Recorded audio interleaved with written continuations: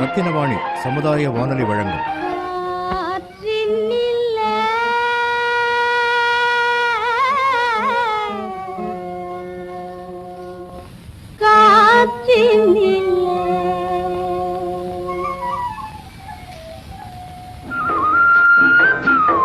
காற்றில் மிதந்து வரும் கணிதம். காற்றில் மிதந்து வரும் கணிதம் இந்திய அரசு அறிவியல் மற்றும் தொழில்நுட்பத்துறையின் ஓர் அங்கமான தேசிய அறிவியல் மற்றும் தொழில்நுட்ப தொடர்பியல் குழுமத்தின் ஆக்கம் ஊக்கம் ஆதரவுடன் ரத்தினவாணி சமுதாய வானொலி தயாரித்து வழங்கும் காற்றில் மிதந்து வரும் கணிதம். என்ன புலப்படாது, அதே காரு, அதே ரிப்பேரு, அதே டிங்கரிங் ஒர்க்கு. 25 வருஷமா ஒரே பொன்னாட்டி கொஞ்சம் மாதிரி. மெக்கானிக் செட்டுன்னா அப்படி இப்படி தான் இருக்கும். புதுசாக கொஞ்சணும்னா ஷோரூமுக்கு போகணும், இல்லைன்னா ஃபேக்ட்ரியில் வேலை பார்க்கணும். இந்தா டீயை பிடி, இது ஃப்ரெஷ் டீ. தம்பி தம்பி வாங்கம்மா. வணக்கம். நல்லா இருக்கீங்களா செல்லப்பா? உங்கள் புண்ணியத்துலையும் உங்கள் வீட்டு ஐயா புண்ணியத்திலும் நாங்கள் எப்போவுமே நல்லா இருப்போம்மா. உங்கள் முதலாளி இருக்காங்களா? இருக்காரு. வர சொல்லுதுங்களா? இல்லை, நானே போய் பார்த்துக்கிறேன், நீங்கள் வேலையை பாருங்க. அம்மா வாங்கம்மா. ஐயா சவுந்தரம்மா வந்திருக்காங்க. வா சவுந்தரம், என்ன திடீர்னு நம்ம செட்டு பக்கம்? உங்களை பார்க்க தான் வந்திருக்கேன். சொல்லுமா, ஈஸ்வரன் ரொம்ப நெருக்கடி கொடுக்குறாரா? அவர் கொடுக்குற தொல்லை பழைய கதை. இப்போ அவர் மகளும் சேர்ந்து இம்சை பண்ண ஆரம்பிச்சிட்டாலே. தீபா பேசுனது நடந்துக்கிட்டது எதுவுமே நல்லா இல்லை, தப்பு தான். அவளை பெத்தனை தவிர பெருமைப்பட்டுக்கிற மாதிரி வளர்க்க தவறிட்டேன் ஐயா, என்னை மன்னிச்சிருங்க. உன்னை எனக்கு தெரியும் சவுந்தரம், ஈஸ்வரனை சார்ந்திருக்கா தீபா. அதுக்கு நீ வருத்தப்பட்டு மன்னிப்பு கேட்கணுமா? விடுமா, எத்தனையோ காயத்துல இதுவும் ஒண்ணு. நீ இதுக்காகவே எடுத்து கட்டிட்டு வந்த? பிரார்த்தனை பண்ணணும்னா இருந்த இடத்துல இருந்தே பண்ணிக்கலாம். பிரயாச்சித்தம் பண்ணணும்னா பாதிக்கப்பட்டவங்களை தேடி வர்றது தானே முறை. உங்ககிட்ட மட்டும் இல்லை, புதுசா மெக்கானிக் வந்திருக்கிறாராமே, அவரையும் பார்த்து மன்னிப்பு கேட்கணும், அதான் வந்தேன். மேனேஜர் சார், வண்டி பர்ஃபெக்ட் கண்டிஷன்ல இருக்கு. நேற்று வந்து அலப்பறை பண்ணிட்டு போச்சுல்ல, அந்த பொண்ணு பேர் என்ன? தீபா. அந்த பொண்ணை ஃபோன் பண்ணி வர சொல்லி வண்டி எடுத்துட்டு போக சொல்லுங்க. சத்தம் போட்டு பேசாத ராஜு, அந்த பொண்ணோட அம்மா வந்திருக்காங்க. ஏன்? பொண்ணுக்காக வக்காலத்து வாங்கிட்டு வந்திருக்காங்களாமா? வரட்டுமே. அவங்க பொண்ணை வளர்த்துருக்க லட்சணத்துக்கு நாக்க புடுங்குற மாதிரி 4 வார்த்தை கேட்டுட்டு அப்புறம் சாவியை கொடுத்து அனுப்புறேன். எங்க இருக்காங்க அவங்க? இந்த பையன்தான் சவுந்தரம். அம்மா நீங்களா? நல்லா இருக்கீங்களா தம்பி? அப்புறம் அன்னைக்கு எப்படி வந்து சேர்ந்தீங்க? அது ஒரு பெரிய கதைங்க. தம்பியை ஏற்கனவே தெரியுமா சவுந்தரம்? இருந்த ஒரு சீட்டையும் எனக்காக விட்டு கொடுத்துட்டு இறங்கி போனாரு மதுரை பஸ் ஸ்டாண்ட்ல. இந்த நல்ல மனுஷனை மறுபடியும் எப்ப பார்க்க போறோமோன்னு நினைச்சேன். ராஜு, நேத்து வந்துட்டு போச்சே தீபா, அவங்க அம்மா சவுந்தரம்மா. தீபாவோட அம்மானு தான் அறிமுகப்படுத்தணுமா ஐயா? தம்பி என்னையும் அடங்காப்பிடாரின்னு நினைச்சிட போறாரு. உங்க மாணவினே அறிமுகப்படுத்துங்க, அதுதான் எப்பவுமே நல்லது. ஓஹோ, ரொம்ப தங்கமானவங்க ராஜு. பெரிய இடம், கோடீஸ்வர குடும்பம். தங்கமானவங்கன்னு ஏன் தங்கத்தோட நிறுத்திட்டீங்க ஐயா? வைரம் வைடூரியன்னு அந்தஸ்துக்கு தகுந்தாப்புல அறிமுகம் அமையணுமே. ஆமா, வைர நெஞ்சில இவங்க வைராக்கியம் வைடூரியத்தை விட ஒஸ்தியானது இவங்க குணம் கோமேதகம். போதுங்க ஐயா, உங்க பொண்ணை நீங்களே புகழ்ந்தா எப்படி? நான் எல்லாருக்கும் பொல்லாதவ. தம்பிக்கு கூட அந்த கோபம் இன்னும் குறையல. கோவம்னு அர்த்தம் இல்லை மேடம், குழப்பம். கோடீஸ்வரம் குடும்பம்னு சொல்றாங்க, ஆனா பஸ்ஸில் தன்னந்தனியாளா பயணம். 10 லட்சம் ரொக்கம் வச்சிருந்தா அவங்க பெரிய இடமான்னு பூக்காரன்ட்ட கேட்டேன்.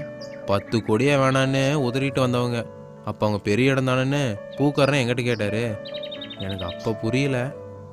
இப்போ புரிஞ்சுக்கிட்டு இல்ல? பணம் குவிஞ்சிருந்தா மட்டும் பெரிய இடம் இல்லை, மக பண்ண தப்புக்கு தேடி வந்து மன்னிப்பு கேட்குறீங்களே.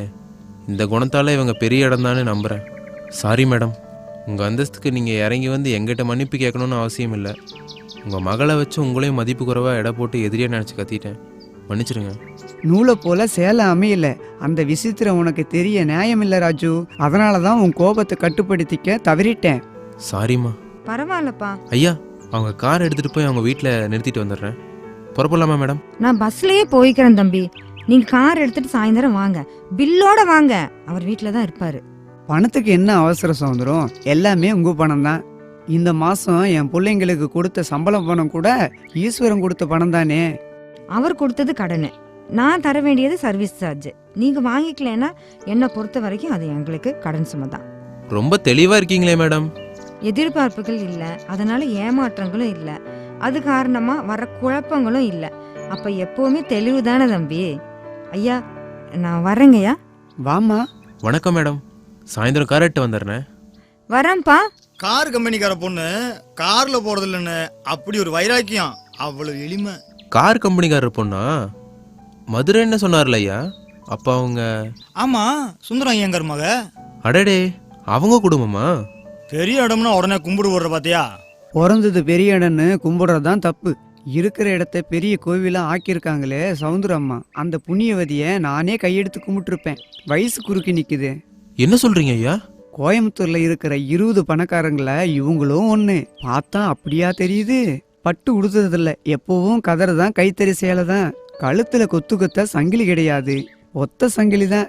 திருமாங்கல்ய சரடு, கையில ஒவ்வொரு வளைவு சுமங்கலிங்கிற அடையாளத்துக்காக. கார் சவாரி கிடையாது, எங்க போகணும்னாலும் நடந்துதான். சீக்கிரமா போகணும்னா மட்டும்தான் பஸ். இல்லாதவங்க அட்ஜஸ்ட் பண்ணிட்டு போறது சகஜம். இருந்த சொத்துக்களை உதறிட்டு வந்து எளிமையா வாழ்றதுக்கு எவ்வளவு பெரிய பக்குவம் இருக்கணும். ஏகப்பட்ட சொத்துக்கள், எஸ்டேட்டு, இண்டஸ்ட்ரீஸ், காரு, பங்களா, இதெல்லாம் எங்க உதறி இருக்காங்க? மிஸ்ஸஸ் ஈஸ்வரமூர்த்தியா அவரோட ஆஸ்திகளை அனுபவிச்சுக்கிட்டு தானே இருக்காங்க சவுந்தரமா. சொத்து சுகத்தை அனுபவிக்கிறது ஈஸ்வரமூர்த்தி.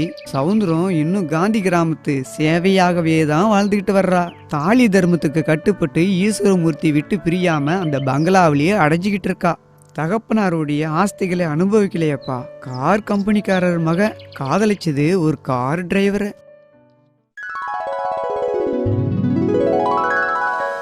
சவுந்தரம், ஈஸ்வரமூர்த்தி என்கிட்ட கைகட்டி வேலை பார்க்குற எடுபிடி, கை நீட்டி சம்பளம் வாங்குற டிரைவர், அவனைத்தான் கல்யாணம் பண்ணிப்பேன்னு ஒத்த காலில் நிற்கிறையே. அப்பா முடியாதுப்பா. காலம் பூரா என்னை கண் கலங்காம அவர் காப்பாத்துவாரு. எனக்கு சத்தியம் வேற பண்ணி கொடுத்துருக்காரு தெரியுமா? ஆஃப்டர் ஆல் அவன் டிரைவர், அவன் பேச்சு உனக்கு வேத வாக்கா?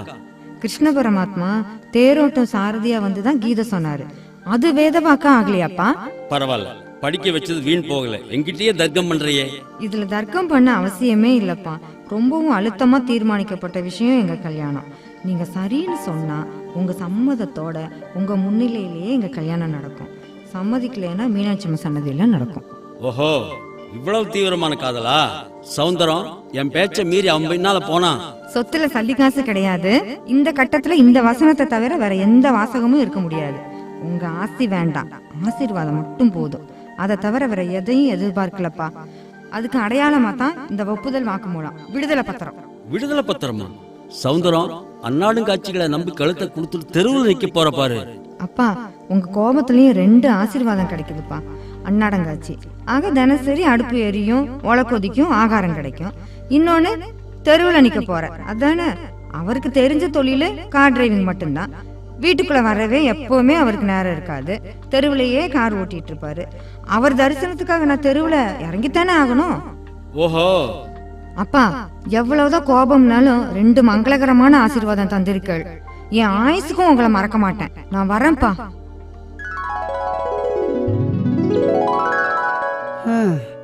சொன்ன மாதிரியே சவுந்தரம் இன்னைக்கு வரைக்கும் பெத்தவரை மறக்கல, மரியாதையும் குறையல. அவ்வளவு கூட்டத்துலேயும் அவ்வளவு வேலையிலையும் வருஷத்துக்கு ஒரு நாள் மதுரைக்கு வந்து அவங்க அப்பா நினைவுக்கு அஞ்சலி செலுத்திட்டு தான் போறாங்களாமே. அவங்க அருமை நமக்கு தெரியுது. ஆனா யாரை நம்பி பெத்தவரை பிரிஞ்சு வந்தாங்களோ அந்த மனுஷனுக்கு இவங்க அருமை பெருமையெல்லாம் தெரியலையப்பா.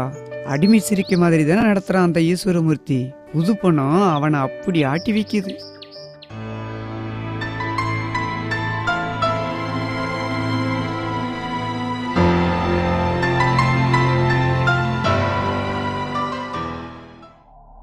அட்லீஸ்ட் அவன் ஒரு கார் மெக்கானிக், அவங்கிட்ட போய் மன்னிப்பு கேட்டு வந்தேன்னு சொல்றிய, வெக்கமா இல்ல சவுந்தரம்?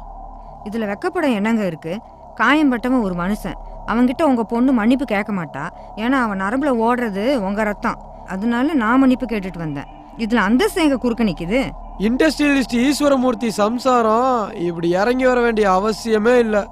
நான் இறங்கி வந்திருக்கலேன்னா 22 வருஷத்துக்கு முன்னாடி நடந்ததை சொல்றேன். மிஸ்டர் ஈஸ்வரமூர்த்தி இண்டஸ்ட்ரியலிஸ்டா ஆகியிருக்க முடியாது. விடுதலை பத்திரம் எழுதி கொடுத்துட்டு வீட்டை விட்டு இறங்கினவன் நான். அந்த சொத்துக்கள் இப்போ உங்க கஸ்டடியில். அதனால சமூகத்தில் உங்களுக்கு ஏற்பட்ட அந்தஸ்து இன்னைக்கு இண்டஸ்ட்ரியலிஸ்ட் அங்கீகாரம். என்ன சவுந்தரம், அன்னக்காவடலுக்காக அனுதாபப்படுறதோட நிறுத்திக்க. அவங்களுக்காக என்ன பகச்சுக்க நினைச்சா? நஷ்டம் எனக்கு இல்லைங்க, எந்த நஷ்டமும் எனக்கு இல்லை. ஏற்கனவே வேண்டான்னு உதறி தள்ளின சொத்து சொகந்தான். ஒரு தடவை இழந்த சொத்துக்களுக்காக 2 தடவை துக்கம் கொண்டாட வேண்டிய அவசியம் எனக்கு இல்லை. யாருகிட்ட பேசன்னு தெரிஞ்சுதான் பேசுறியா? ஒன்ன கட்டின புடவையோட தான் இறங்கி வந்தேன்.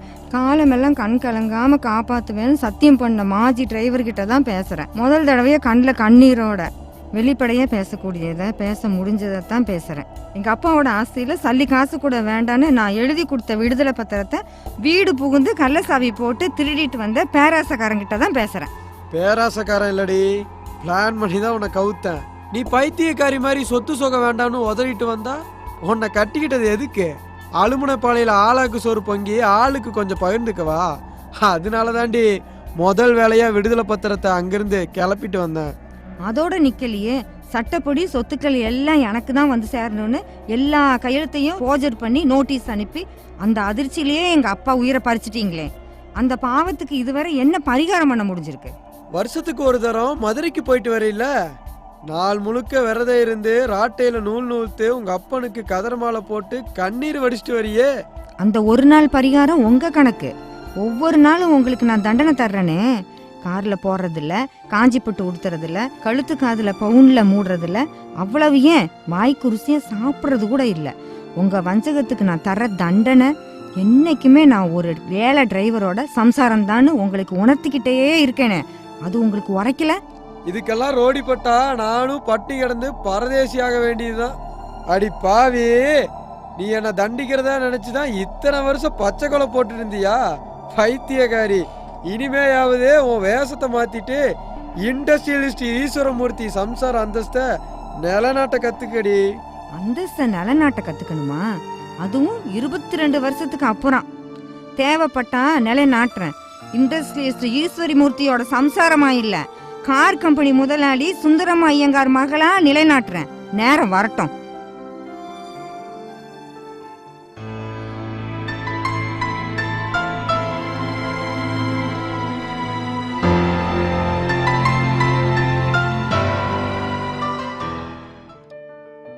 என்னடா பொழுது விடிஞ்சு இவ்வளோ நேரம் ஆச்சு, இன்னும் அங்கேயும் நின்று சோம்பு முடிச்சிட்டு இருக்கீங்க? மழை வேலையை ஆரம்பிங்கடா. மாசானோ சீட்டை களைச்சு போடு. ராசப்பா, ஆடு புள்ளி ஆட்டம் கட்டை வரைஞ்சி வச்ச பழைய எடுத்துட்டு வா. எங்க சீனி பையன் இன்னைக்கு காணோம், டீ இன்னும் வரலையே. அண்ணே, ஆடு புள்ளி ஆட்ட பழகைய புது பையன் ஒளிச்சு வச்சுட்டானே. ஒளிச்சு வைக்கல, முறிச்சு போட்டுட்டேன். ஏன்டா பழைய முறிச்ச? இனிமே விளையாடுன கையை முறிப்பேன். முறிடா பார்க்கலாம். செல்லப்பா, தம்பித்துறை, வஜ்ரவேலு, மாசானம். ஏன்டா மேனேஜர் கூவலாம்? ஏன்பா ராஜு, இன்னும் படிக்கணுங்கிறியா? இனிமே தான் படிக்க வேண்டியது நிறைய இருக்கு. நீங்க அட்டண்டன்ஸ் எடுங்க மேனேஜர் சார். சந்திரன், பட்டாபி, காத்தமுத்து. பாவம் மேனேஜர், தன்னையும் விளையாட்டுக்கு சேர்த்துக்க சொல்லி ஒவ்வொருத்தரையா கெஞ்சராருப்பா. அப்படியா? சேர்த்துக்கலாங்கிறியா? இவரையா? கணக்கு எழுதுற பழக்கத்தில் 13 சீட்டையும் கையில் வச்சுக்கிட்டு 10, 7, 6ன்னு சேர்த்து கூட்டிக்கிட்டு நிற்பாரு. சாம்பான், மதியழகன், பாரு ராஜு, ஒரு போய் எழுந்துச்சு வரானா? அத்தனை பேருக்கும் ஆப்சன்ட் போடுங்க. ஆப்ஷன் போடுவியா? அப்போ நல்லா வேலையை பார்த்து நல்லா மார்க் போட்டு ப்ரைஸ் கொடுப்பிய தம்பி. போடவும் வேலையை பார்த்துட்டு. இதுவும் என் வேலை தானே. நாளையிலேருந்து கார்டு பஞ்ச் பண்ணிட்டு தான் கரேஜுக்குள்ளே வரணும். 10 நிமிஷம் லேட்டாக வந்தால் கூட 10 நாள் சம்பளம் கட்டு. வாயா சூப்பர்வைசரு, இங்க என்ன பெரிய ஃபேக்டரி இருக்குதுன்னு நினைப்பா? நாளைக்கே பெரிய ஃபேக்ட்ரியாக மாறுங்கிற நம்பிக்கை எனக்கு இருக்குண்ணே. ஆனால் அந்த ஃபேக்ட்ரியில் நீங்கள் இருப்பீங்களான்னு தான் எனக்கு சந்தேகம்.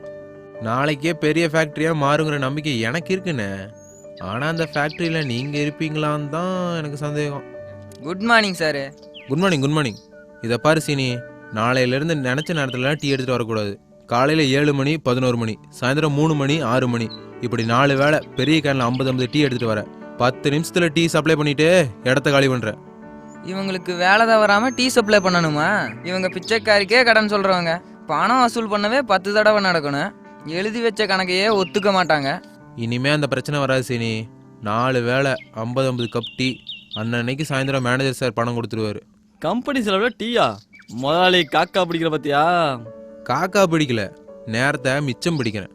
சட்டு புட்டுன்னு டீயை குடிச்சிட்டு அவங்கவுங்க ஒர்க் ஸ்பாட்டுக்கு போங்க. ஏன் சீட்டு கட்ட கிழிக்கிற? டியூட்டி டயத்தில் சீட்டு கட்டுக்கு வேலை இல்லை. இந்த கார் வாரையெல்லாம் வேற இடத்துல வச்சுக்க தம்பி. பஞ்சம் போலைக்கு வந்த பரதேசி. செல்லப்பா, படிச்ச பிள்ளைய பார்த்து பேசுற பேச்சா அது? பேசட்டு விடுங்க மேனேஜர் சார். அதிகபட்சமாக என்னென்ன சொல்லி திட்டுவாங்கன்னு நானும் தெரிஞ்சு வச்சுக்கிறேன். செல்ல பண்ண நீங்கள் ஆரம்பிங்க. இவர் பெரிய ஆபீசரு, இவர் உத்தரவு போட உடனே நாங்கள் வைய ஆரம்பிக்கணுமோ? ஏலே, ஒரு பயலும் வாய் தரக்கூடாது. ஆமாம் மேனேஜர் சார், இவங்க கோபதாவெல்லாம் இவ்வளோதானே சார்? பச்சை மண்ணுங்க. அங்க என்ன ரகசியம் அண்ணே? அந்த ஆணியை இப்படி தள்ளுங்க. ஆடு புலி ஆட்டத்துக்கு பலகை இல்லைன்னா என்ன, கார் பேனட்ல கோடு கிழிச்சு விளையாடலாம். கார்ல ஒரு கோடு விழுந்தா கூட நான் கொலகாரன் ஆயிருவேன்.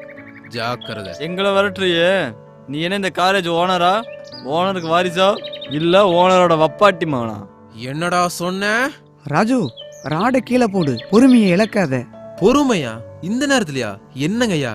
ஒரு நாள்ல சரிப்படுத்த நினைச்சா அது உன் தப்பு ராஜு. முதல்ல உன் கோபத்தை கட்டுப்படுத்த கத்துக்கோ. ஐயா, என் அறையில ராட்டன் இருக்கு, 2 செட்டு நூல் நூத்தி காந்தி படத்துக்கு போடு. உனக்கு இன்னைய டியூட்டி அதுதான். சரிங்கய்யா.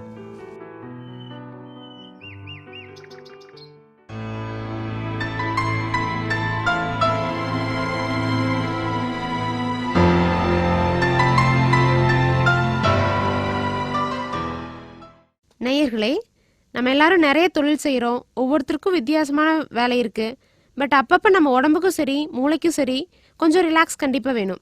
இது மாதிரி தொழிலாளிகளோட களைப்பை போக்கணும் அப்படிங்கிற எண்ணத்தில் ஒரு சில கம்பெனிலையும் தொழிற்சாலைகள்லையும் உணவு இடைவேளை போக 4 வேளையை டீ பிரேக் தராங்க. அதாவது பார்த்திங்கன்னா காலையில் ஒரு 7 மணிக்கு, அது போக மதியானம் பார்த்திங்கன்னா ஒரு 11 மணிக்கு, அதுக்கப்புறம் உணவு இடைவேளைக்கு அப்புறம் ஒரு 3 மணிக்கு, அதுக்கப்புறம் சாயந்தரம் ஒரு 6 மணிக்கு, இப்படின்னு ஒரு நாளைக்கு ஒரு 4 தடவைன்னு இயந்திரம் மாதிரி வேலை செய்கிற ஒரு தொழிலாளர்களுக்கு ஒரு சின்ன ரிலாக்ஸ் கொடுக்குறாங்க. அதாவது ஒரு டீ ரேட் பார்த்தீங்கன்னா குறைஞ்சது ஒரு 6 ரூபாயிலேருந்து ஒரு 8 ரூபா வரும். ஒரு தொழிற்சாலையில் குறைஞ்சது ஒரு 50 தொழிலாளிகள் வேலை செய்கிறாங்கன்னு வச்சுக்கலாம், சரிங்களா? காலையில் ஒரு 7 மணிக்கு பார்த்தீங்கன்னா 50 டீ ஆர்டர் பண்ணால் கூட ஒரு டீ 8 ரூபாயின்னு போட்டால் 50 பெருக்கல் 8 ஒரு 400 ரூபா வரும். அது கூட ஒரு 11 மணிக்கு பார்த்தீங்கன்னா டீ கூட கண்டிப்பாக ஒரு ஸ்நாக்ஸ் கொடுக்கணும். அதாவது பிஸ்கட், வடை அது மாதிரி கொடுக்கலாம். அதாவது 11 மணிக்கு ஒரு 50 டீன்னு போட்டால் கூட 50 டீக்கு 8 ரூபாயின்னு போட்டால் 400 ரூபாய் ஆச்சு. அது போக ஒருத்தருக்கு ஒரு தொழிலாளிக்கு 2 பிஸ்கட்னு சொல்லிட்டு ஒரு 10 பாக்கெட் பிஸ்கட் வாங்குறேன்னு வச்சுக்கலாங்களா. ஒரு 10 பாக்கெட் பிஸ்கட் வாங்குறனா கூட ஒரு பாக்கெட் பார்த்தீங்கன்னா 10 ரூபா வரும். 10 பாக்கெட்டுக்கு ஒரு 100 ரூபா வரும். அதுக்கப்புறம் பார்த்தீங்கன்னா ஒரு உணவு இடைவேளைக்கு அப்புறம் ஒரு 3 மணிக்கு ஒரு காஃபி, ஒரு 50 பேர்த்துக்கு ஒரு காஃபி கொடுக்கலாம். ஒரு காஃபியோட ரேட் பார்த்தீங்கன்னா ஒரு 10 ரூபா வரும். ஸோ 50 காஃபிக்கு பார்த்தீங்கன்னா 50 பெருக்கல் 10 ஒரு 500 ரூபா வரும். அதுக்கப்புறம் ஒரு 6 மணிக்கு பார்த்தீங்கன்னா ஒரு டீ கூட ஒரு வடையோ சமோசாவோ பஜ்ஜி இது மாதிரி ஏதாவது கொடுக்கலாம். அதாவது 6 மணிக்கு பார்த்தீங்கன்னா டீ மட்டும் எவ்வளோ செலவாச்சுங்க, 50 பெருக்கல் 8 ஒரு 400 ரூபா. அது கூட வடை பார்த்தீங்கன்னா ஒரு வடையோட ரேட் பார்த்தீங்கன்னா ஒரு 5 ரூபா வரும். ஸோ 50 பேர்த்துக்கு எவ்வளோ ஆச்சுங்க, 50 பெருக்கல் 5 ஒரு 250 ரூபா. இப்போ ஒரு நாளைக்கு ஆகிற செலவு மட்டும் பார்த்தீங்கன்னா காலையில் ஒரு 7 மணிக்கு ஒரு 400 ரூபா, அது போக ஒரு 11 மணிக்கு பார்த்தீங்கன்னா ஒரு 400 டீக்கு மட்டும், அது கூட ஒரு பிஸ்கட்டுக்கு ஒரு 100 ரூபா, அதுக்கப்புறம் ஒரு 3 மணிக்கு பார்த்தீங்கன்னா ஒரு 500 ரூபா டீக்கு, அப்புறம் ஒரு 6 மணிக்கு பார்த்தீங்கன்னா ஒரு 400 வந்து டீக்கு, அது போக வடைக்கு பார்த்தீங்கன்னா ஒரு 250 ரூபா. ஒரு நாளைக்கு பார்த்தீங்கன்னா 2000 ரூபாயிலிருந்து 2050 ரூபா வரைக்கும் நமக்கு குறைஞ்சது செலவாகும். இது பார்த்தீங்கன்னா ஒரு நாளைக்கு 2250ன்னு போட்டால் கூட மாசத்துல ஞாயிற்றுக்கிழமை போக 26 நாள் எவ்வளோ செலவாகும் அப்படின்னு பார்த்தீங்கன்னா ஒரு நாளைக்கு 250 ரூபா போட்டிங்கன்னா 26 நாளுக்கு எவ்வளோங்க வரும், 2050 பெருக்கல் 26 எவ்வளோங்க ஆச்சு, 53,300 ரூபா வந்துருச்சு. சப்போஸ் முன்பணமாக ஒரு தொழிற்சாலையிலேருந்து ஒரு 1000 ரூபாய் நம்ம பேக்கரிக்கு கொடுத்துருந்தா கூட மாத கடைசியில் பார்த்தீங்கன்னா ஒரு 52,300 ரூபாய் தர வேண்டியது இருக்கும். எனவே நேயர்களே, தொழிற்சாலைக்கு வர மாத லாபத்தில் ஒரு மிகச்சிறிய பகுதியாக தான் தொழிலாளிகளுக்காக நம்ம செலவு பண்ணுறோம். பட் ஒவ்வொரு கம்பெனியில் பார்த்தீங்கன்னா இது மாதிரி மாதம் வர செலவு தொகை வந்து தொழிலாளர்களோட சம்பளத்திலேருந்து பிடிச்சிக்கிறாங்க. எனவே நேயர்களே, இந்த செலவு பார்த்தீங்கன்னா தொழிலாளர்களோட களைப்பை கொஞ்சம் போக்கும், பட் கம்பெனியோட லாபத்தை ரொம்பவே அதிகரிக்கும். நன்றி.